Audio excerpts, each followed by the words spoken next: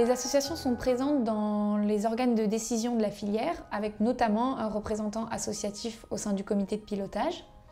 Elles font également partie des groupes de travail, avec un groupe de travail dédié aux associations, et elles peuvent travailler avec nous dans tous les groupes pour lesquels elles se portent volontaires. De manière plus informelle, beaucoup d'échanges se font entre l'équipe projet de la filière et les associations, par mail, par téléphone. C'est des échanges très réguliers et très enrichissants. Il travaille avec M. Lamarck.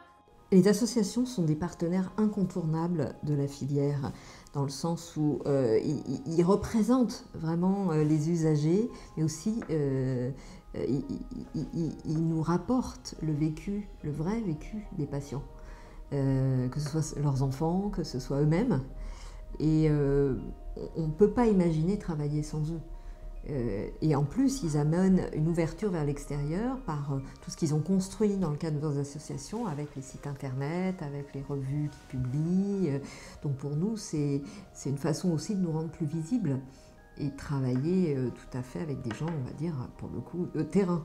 Ce que nous attendons de la filière Neurosphinx au sein de l'association Apaisée, c'est un travail collaboratif important, que nous apportions notre expérience, que les médecins, les sociétés savantes et tous les partenaires qui gravitent autour de la filière travaillent dans le même sens. En travaillant ensemble, on ira bien plus loin. Ce qu'attendent en premier les patients, c'est d'avoir des renseignements sur des filières de soins efficaces, que le vagabondage médical cesse, qu'ils sachent où s'adresser, que ce soit au niveau des médecins, que ce soit au niveau des spécialistes, que ce soit au niveau des kinés, que ce soit au niveau des infirmières.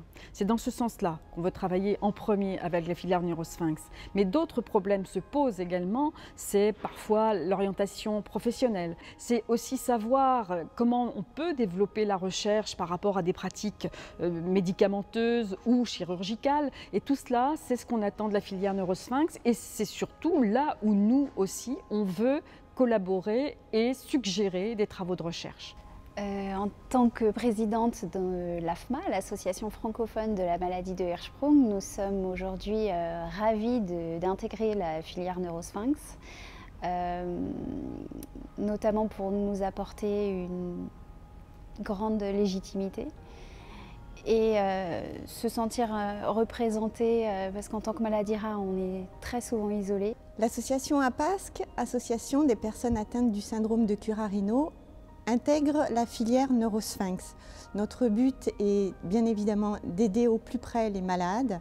Nous allons travailler avec la filière pour agrémenter et mettre à jour la carte des praticiens et tenter de développer également l'application Poop & Pee. Je représente l'association Spina Bifida belge francophone.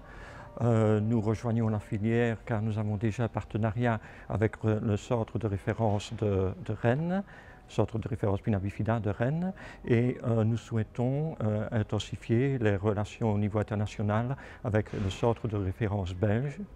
Les associations également nous aident aux inclusions de patients dans les études que l'on fait, et ils sont aussi extrêmement impliqués dans le travail de réseau, puisque eux-mêmes rapportent des informations sur ce qu'ils ont vécu avec différents praticiens et nous apportent même parfois des nouvelles références sur des praticiens excellents qui vont figurer dans notre réseau. Donc c'est un vrai partenariat avec les associations de patients.